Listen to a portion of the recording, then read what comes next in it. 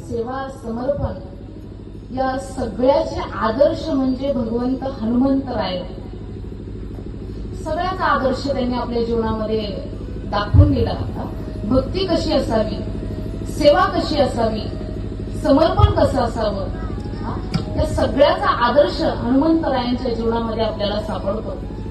हनुमंतराय हे सप्त चिरंजीवांपैकी एक आहेत. आपल्याला सगळ्यांना माहिती आहे, प्रभू रामचंद्रांनी 11,000 वर्ष राज्य केलं आणि आपला अवतार संपविला. आपल्याला सर्वांना ज्ञात आहे, अवतार संपविला. परंतु हनुमंतरायांच्या बाबतीत जर विचार केला, हनुमंतरायांनी अनेक राक्षसांचे मुर्दे पाडले, त्यांना गुंडाळून समुद्रामध्ये फेकून दिलं. सगळे काही प्रताप आपण रामायणामध्ये पाहतो हनुमंतरायांचं. मला असं वाटतं हनुमंतराय म्हणजे रामायणाचा आत्मा आहे.